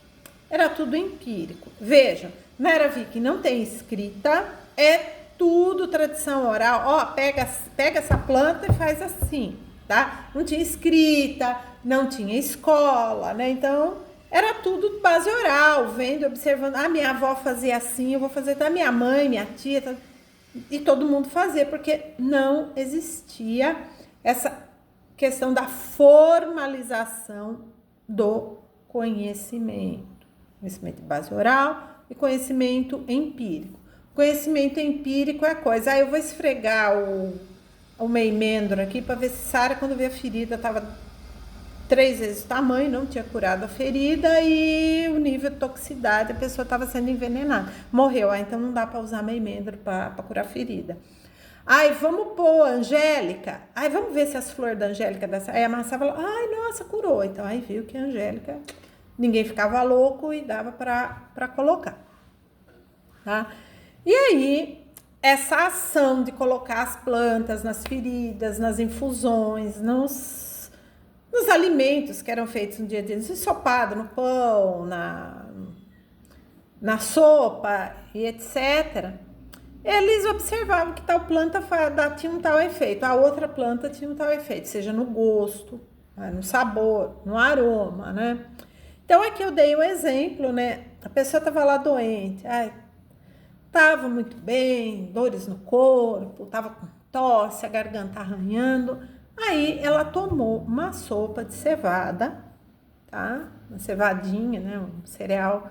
Hoje é comum, você encontra em várias casas aí de produto natural. E ela tomava uma sopa de cevada que tinha muito alho, seja o alho de dente, seja alho poró, seja o alho silvestre, que é as folhas que você usa, e um alhinho, um dentinho de alho miudinho. E a pessoa tomava, assim, essa sopa, e ela, depois de tomar, assim, ela se sentia revigorada. Então, sopa de cevada com vários tipos de alho, revigora a pessoa quando ela está com aquela tosse, aquelas dores no corpo, não se sente muito bem. Então, aí esse conhecimento fica registrado e ele vai passando. Então, quando tem alguém doente, faça uma sopa aí de cevada com alho que a pessoa vai se sentir bem. E aí, depois, quando se começou a estudar, começou a se observar que o alho é anti-inflamatório, ele tem potencial antibiótico, antifúngico, né? Ele tem uma série de coisas que vão proporcionar a saúde. E a cevada, ela é um carboidrato, ela tem determinadas fibras que também vão ajudar a cura, a revigorar a pessoa. E também foi se observado que a ingestão de uma infusão de artemisia, artemisia em alguns locais é conhecida como losna, tá? Que é uma das espécies dele. A artemisia, ela é uma planta sagrada, tá? Ela tem toda uma sacralidade em volta dela, mas ela é uma planta tóxica, tá? Então, começou a se observar que o excesso de chá de artemisia, da infusão de artemisia, poderia causar vômito e em algumas pessoas causa delírio, não é? A artemisia era uma das plantas utilizadas para se fazer aquela bebida que chegou, o absinto, em alguns momentos foi proibida, volta, e etc, né? Então, a artemisia em excesso, ela faz mal mesmo, né? Ela tem um potencial abortivo muito grande, né? Mas ela sendo tomada com um extremo cuidado, em doses pequenas, ela, para quem gosta de sabor amargo, é uma infusão até interessante, tá? Então, a observação do que acontecia com as pessoas era transmitida de maneira oral. Então, você observava, olha, aconteceu isso, tomou tanto, então não pode tomar essa quantidade, tem que tomar menos. Olha, a fulana tomou a infusão aí de artemisia, tudo, e começo de gestação, começo da gravidez, vixe, abortou, né? Pô, coitado, então não pode tomar. Mas também começou a se observar que na hora do parto, a infusão de artemisia facilitava as contrações e ajudava no parto, né? Ajudava a saída da criança. Então, tudo isso são observações do mundo natural, se observando o emprego, o uso. E aí é que entra a parte interessante da coisa. Artemisia em excesso provoca delírio ou provoca comunicação com outro mundo, com o mundo dos mortos. Não é? Começou a se observar isso, comunicação com os espíritos, poder ver outras coisas. Então, são essas observações que levam muitas plantas a terem um uso mágico, tá? É o que uma determinada literatura aí que que faz estudo de plantas mágicas, eles chamam de botânica oculta, né? Que é para dar um mistério a mais, né? No uso mágico dessas plantas, né? E aí nós vamos ver também, que não vai ser hoje, as crendices também com determinadas plantas mágicas, né? Que se usam em ritos funerários, em rituais de casamento e em rituais de nascimento, tá? Então, é que fique bem claro, o uso mágico, o uso médico, o uso fitoterápico das plantas na Era Viking, na Idade Média, era o empirismo e era a tradição oral que fazia com que elas perpetuassem. Na Era Viking, a gente tem uma questão bem interessante com o uso das plantas. As saídas a Viking, né, atrás de prata, de trazer comércio, de estabelecer frentes de colonização também, né, que não eram saídas a Viking, eram saídas de colônia, eles vão fazer um intercâmbio botânico, tá? Então, o que vai trazer? Por exemplo, eu dei aqui o exemplo da Irlanda, não é? Que foi um assentamento lá, uma série de questões. Tinha uma planta que era muito utilizada, hoje na Escandinávia tem. Aliás, hoje sabugueiro tem no mundo inteiro, né? Porque as plantas também viajam, né? Tem a questão da biopirataria, planta que vai daqui, planta que vai de acolá, tá? É o sabugueiro nativo da Irlanda, e ele tem toda uma conotação mágica ali para a Irlanda. É uma planta sagrada também, além de planta mágica, de planta sagrada, ele também é uma planta de poder, tá? E aí se observou, né, nisso que o uso do sabugueiro, problemas respiratórios, tosse, se usava o sabugueiro. Então o que fez? Sai da Escandinávia, vem para a Irlanda. Sai da Irlanda, vem para a Escandinávia. Então se tira da Irlanda e leva o sabugueiro para a Escandinávia e se começa a utilizar, tá? Então, essa troca aí de plantas, não é? Essa troca de conhecimento botânico, conhecimento fitoterápico, conhecimento mágico, ele é, sim, muito presente desde essa época, né?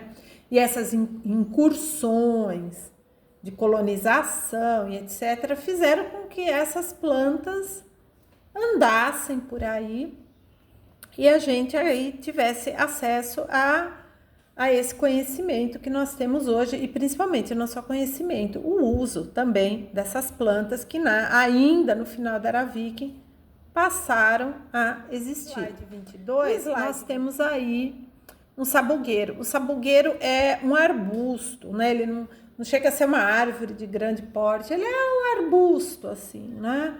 Chega a 2 metros, né? Abundante, tem flores, né? Ele dá umas flores brancas muito perfumadas, atrai muita abelha, né? O que é muito bom, né? Para polinização e etc. E depois ele dá umas baguinhas, mais ou menos assim, aonde em alguns lugares se faz o famoso vinho de sabugueiro, não é? Que é um tônico muito bom, né, para o aparelho respiratório, para as vias respiratórias, para a garganta, né? Nós temos o famoso vinho de sabugueiro. Então, esse aí é um sabugueiro. Slide 23. Já na Idade Média, lá a partir do século XII, né, alguns mosteiros, não é? Porque a gente sabe que os detentores, né, de conhecimento na Idade Média eram muitos mosteiros, né? Só assistir aí o Nome da Rosa aí que a gente vê bem isso, né? E muitos mosteiros se tornaram especialistas elaborando manuscritos aonde eles descreviam em detalhes plantas que eram utilizadas para os mais variados fins, para alimentação, para agricultura em grande escala, né? Grande escala, assim, pensando no modo medieval, não é esse agronegócio louco que a gente tem hoje, tá? Remédios, que eram para fazer remédio, e algumas plantas, que isso nós vamos ver mais tarde, que passaram a ter uma outra conotação de plantas do diabo, de planta das bruxas, tá? Que podiam ser utilizados na alimentação humana, como na alimentação animal. Eram manuscritos também que tinham, olha, quando você levar tuas vacas a pastar, veja se tem tal planta, porque tal planta vai fazer mal para a vaca, não é bom, e etc. E plantas que restabeleciam a saúde, outras que traziam sofrimento, que causavam a morte. Nós vamos ter todas essas conotações nesses manuscritos botânicos especializados de determinados mosteiros, né? Então, é a Idade Média que vai ser responsável por grafar, por escrever, por detalhar boa parte do conhecimento botânico e que cooperou para o desenvolvimento da ciência botânica chegar o que nós temos hoje, né? Vocês têm aí uma amostra do que é um manuscrito medieval, tá? Descrevendo uma planta. Vejam lá a riqueza de detalhes, as raízes, as folhas, as flores, né? O caule, como que nasce. E isso tudo que está escrito em volta, né? É a descrição detalhada da planta. Né? É graças a esse desenho científico, né? Desenho científico botânico da Idade Média, que hoje, mesmo com todos os grandes recursos da fotografia, lentes muito especializadas, ainda hoje o desenho científico botânico é muito importante, tá? Até hoje, para fazer descrições botânicas, quem tiver aí a oportunidade, você vai uma boa livraria, você vai pegar um livro de botânica, você vai ver que muitos deles têm a foto da planta, da árvore, tá? E do lado vai ter o desenho científico. Esse desenho científico, ele traz muito detalhe, às vezes, que a câmera não pega. E já tem toda uma tradição medieval de se manter o desenho científico. E vejam a beleza.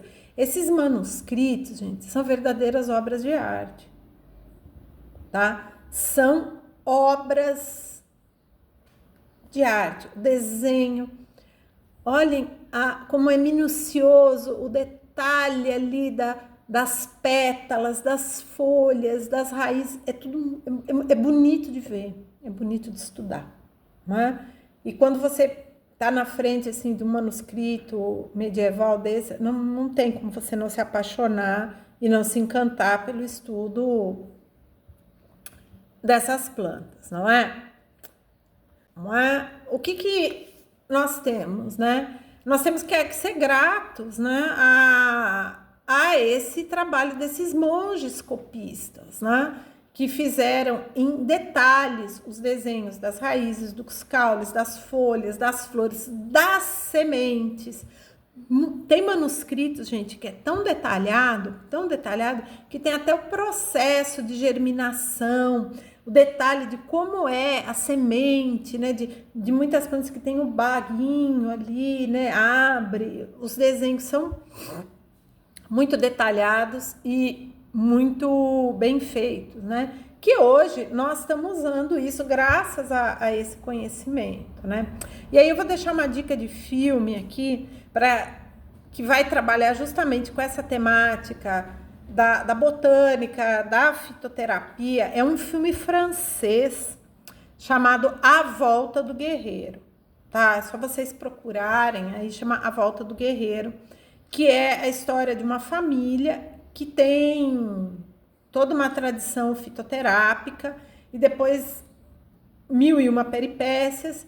Um membro dessa família vai precisar estudar num mosteiro para poder ter esse conhecimento botânico. Então, é a circulação do manuscrito, sim. O filme é belíssimo, belíssimo em todos os sentidos, e que a gente vai ver a importância desse conhecimento botânico e desse conhecimento fitoterápico, que hoje nós temos aperfeiçoados, mas é graças aos relatos, né, aos desenhos, e principalmente desses monges, né, copistas, que se dedicaram a trabalhar com isso, né, de legar todo esse conhecimento, que desde a época que eles fizeram isso só tem se aprimorado, né? Tem outro exemplo aí de manuscrito, não é?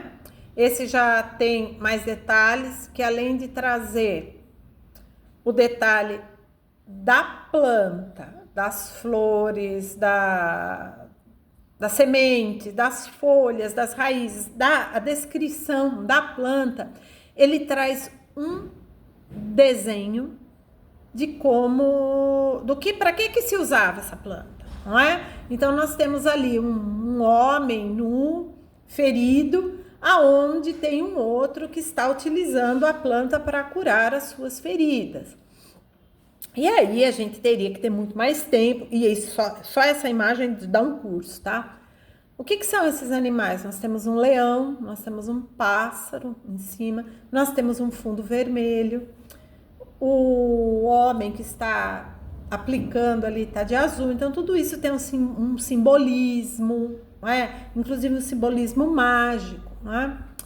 E vocês vejam a outra imagem ali, é um homem segurando a planta e aonde ele tá com uma espada furando, né, ali, dando uma estocada num animal que parece uma serpente, não é?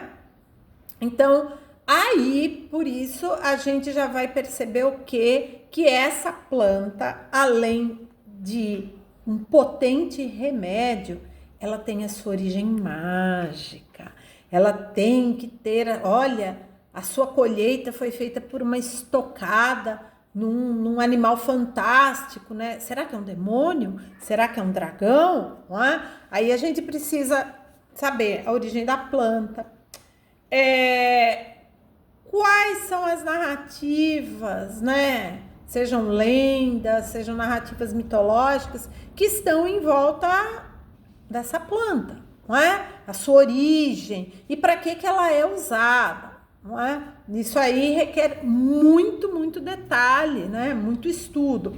E o que eu trouxe aí é para vocês verem como se dá esse uso mágico e esse uso fitoterápico para as plantas, não é? Porque a gente tem que ver que todos esses manuscritos apresentavam isso também. Olha, essa é uma planta que faz muito bem, não é? Para curar as feridas, né? Feridas grandes, não é? Ela cura, mas como é que ela tem que ser colhida? Porque os demônios rondam ali, ela precisa ser colhida em tal hora, mas ela também é proteção. Então, as plantas descritas nesses manuscritos medievais, elas vão ter esse contexto também, que a gente tem que ser levado em conta no estudo botânico, no estudo fitoterápico, no estudo mágico, porque aí ela não é só uma planta para curar, ela também é uma planta mágica, não é? Que envolve magia no ato de colher, quando colher e por que colher. Tem que sempre ficar precavido, porque o demônio pode aparecer, não é? Então, a gente também pode fazer uma interpretação ali na outra figura, porque tem um leão e um pássaro ali. Será que esse leão e esse pássaro são símbolos da casa real, né? Que esse homem que está sendo curado pertence? Ou esses animais estão aí para mostrar o poder dessa planta, não é? Veja como a gente precisa estudar uma imagem que a gente pensa, só uma imagenzinha ilustrativa. Não, essa imagem está dizendo muita coisa para a gente, não é? E dizendo sobre essa planta, sobre os seus usos e como utilizá-la, tá? Aí vem sempre a pergunta, essas plantas que eram utilizadas na Idade Média, essas plantas que eram utilizadas na Era Viking, a gente pode usar elas hoje para a mesma finalidade? Né? Pode. Claro que pode. De saber que elas são largamente utilizadas hoje, não é? Aí eu dei como exemplo uma planta, um vegetal, né? Que hoje pululam receitas, né? A famosa quiche de alho poró, né? Que às vezes você acha em algumas confeitarias, né? Em alguns supermercados, várias receitas na internet, né? O alho poró, allium pornum, que o porno aí vem de porrete, né? Que parece, o alho poró é grande, né? Fino, parece um porrete, né? Ele era largamente utilizado na culinária, né? Na gastronomia. Você, quando começa a estudar, né, alimentação na Era Viking, você vê que o alho poró é largamente utilizado. É sopa, é cozido, é uma série de coisas, ensopado, né, que vai até em pães, né? Mas essa planta também tinha muitos poderes mágicos, principalmente ligado à proteção. E quem que vai mostrar isso pra gente? É a literatura, não é? Existe o conto de Voles, eu coloquei aí, mas é fácil de vocês acharem, que vai mostrar, né, já é o período de cristianização, etc, não vem ao caso. Uma família tem um talismã, né, que proporciona saúde e fartura, que é um pênis de cavalo mumificado, né, envolto em alho poró, né? E essa narrativa vem mostrar pra gente que o alho poró foi um vegetal muito, muito, muito, muito importante, tanto para uso na alimentação como para o seu uso mágico. É aquilo que eu falei no começo. Essas plantas mágicas, elas vão ter essa dualidade, tá? Usa para fazer comida, usa para alimentar, usa para curar, porque o alimento é cura, né? O alimento é remédio, mas também é utilizado para magia. Tá? Então, nós vamos ver isso. E esse conto de Folse é o que vai apresentar isso para a gente. Nós vamos falar dele e até o final da aula nós só vamos tratar dessa planta, que é o hipérico, não é? Que ela vai aparecer também em vários textos. Em algumas, ela também vai ter uma ligação com o deus Odin. Tá? Que isso vai ser assunto para outra aula, mas vocês já vão tomando conhecimento disso. No hemisfério norte, hoje já tem hipérico aqui, tá? Mas pensando num contexto de Era Viking, ela floresce na primavera e no verão. Entre março e setembro começa em março, né? Maio, junho, então, nossa, hipérico para tudo lá, tudo amarelo, tudo lindo, bonito. Ela tem uma cor amarela muito forte e, portanto, ela está associada às festividades do solstício de verão, que para o hemisfério norte, principalmente na Escandinávia, o solstício de verão é muito importante, não é? O sol, as colheitas, a abundância, né? E aí, depois, ela também foi associada com São João. Ela é chamada de flor de São João também, é uma sinonímia. Mas ela é completamente diferente do cipó de São João que nós temos aqui no Brasil, que é uma planta nativa do Brasil, que é aquele cipózinho, né? Flor alaranjada, muito bonita, né? Que também floresce nos meses de junho aqui, que para nós estamos no período do inverno. É outra planta, chamada erva de São João, né? E lá é flor de erva de São João, né? Ela é muito utilizada como calmante também, tônico cerebral e como anti-inflamatório.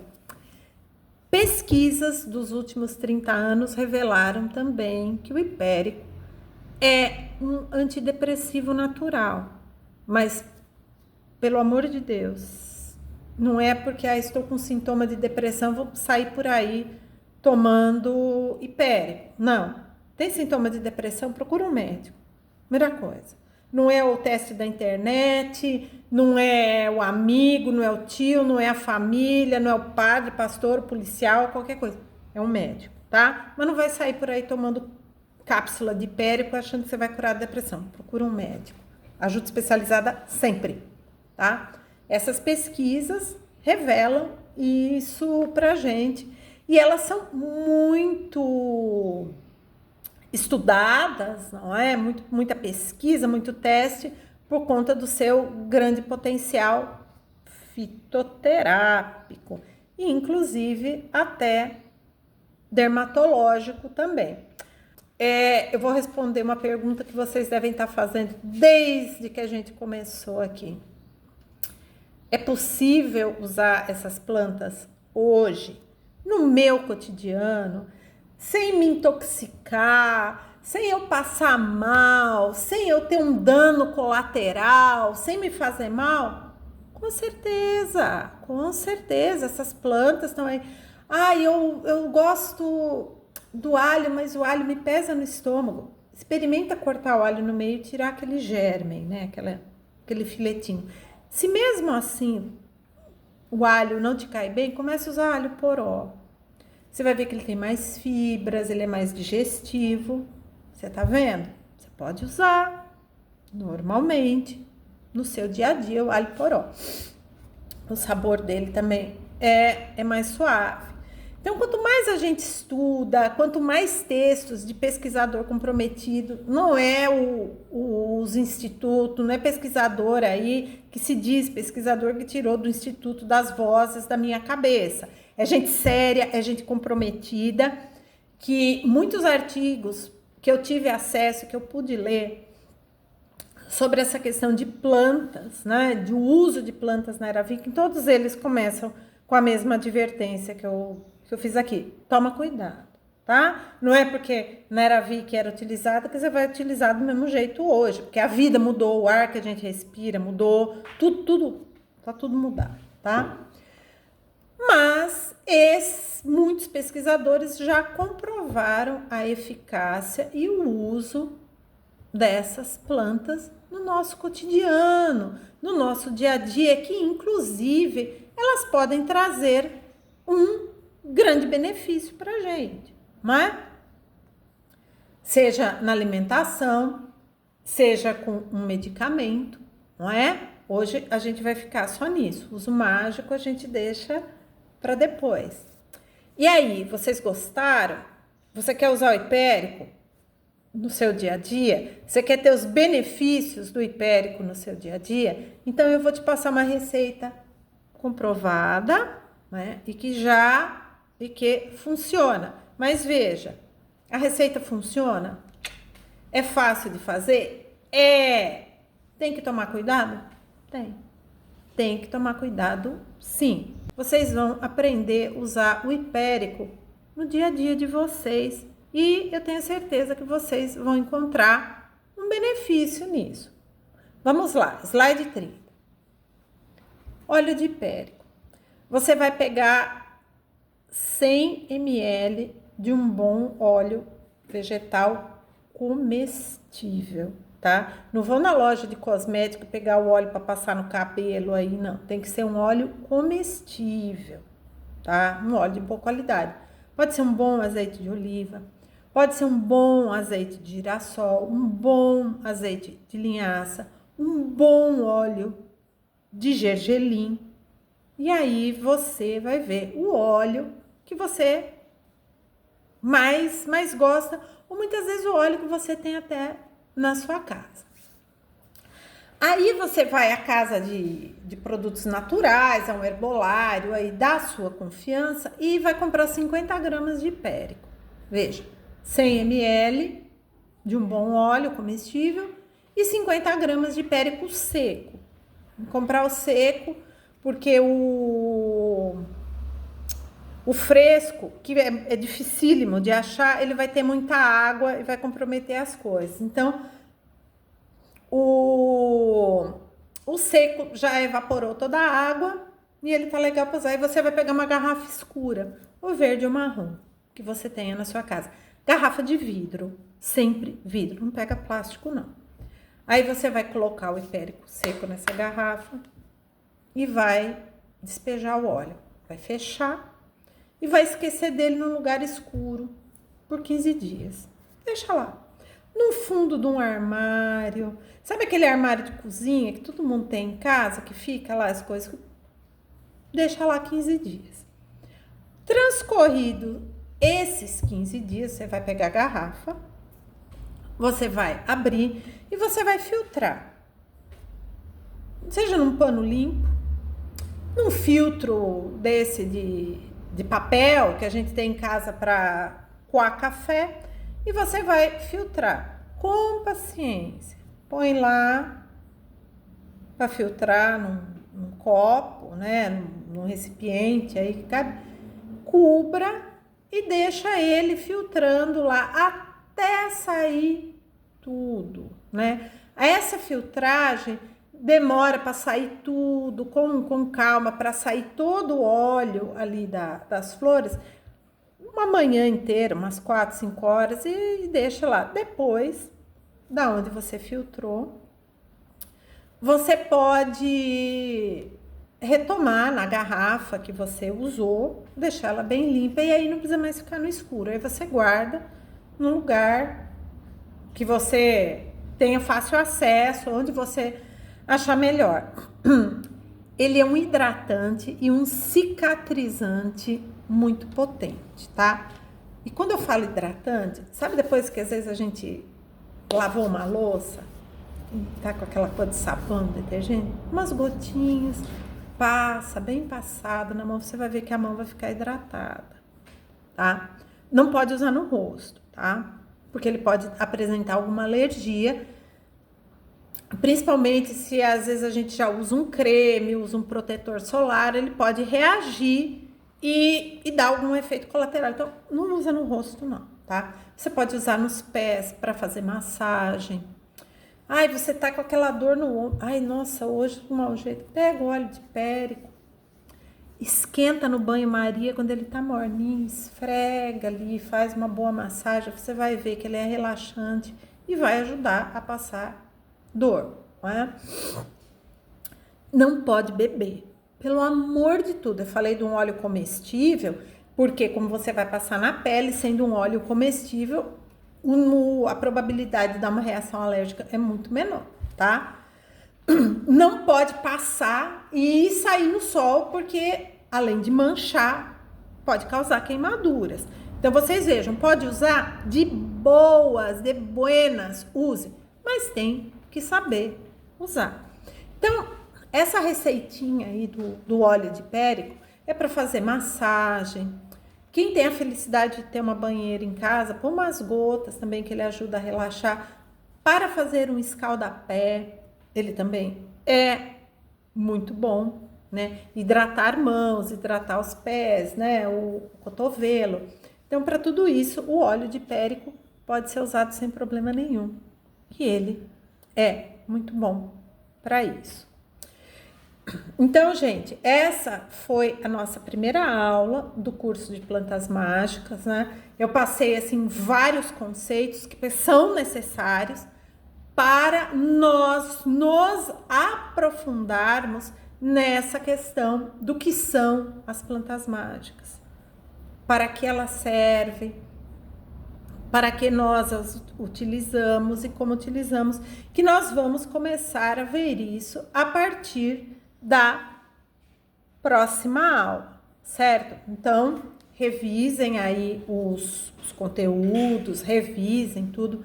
Se vocês tiverem dúvidas, não hesitem em entrar em contato, pode perguntar que eu tô aqui para responder as dúvidas de vocês, não é? As dúvidas, os comentários, tudo que vocês precisarem, eu estou à disposição. Certo? Então, eu agradeço imensamente, né, a presença aqui de todos vocês que vieram assistir a primeira aula do curso. Nós ainda temos mais 3, então nós vamos ter muito conteúdo bom, muita coisa muito interessante para estudar, para conversar e para tirar as possíveis dúvidas, né, que vocês tenham. E essa vai ser uma prática, a gente sempre vai trabalhar trazendo o uso contemporâneo dessas plantas, né? O óleo de périco, sendo utilizado dessa maneira, ele é muito bom. Façam que vocês vão gostar. Então, muito obrigado. Desejo que todos tenham uma excelente semana e nós nos vemos na próxima aula do curso sobre plantas mágicas na Idade Média e na Era Viking. Tchau, até a próxima aula.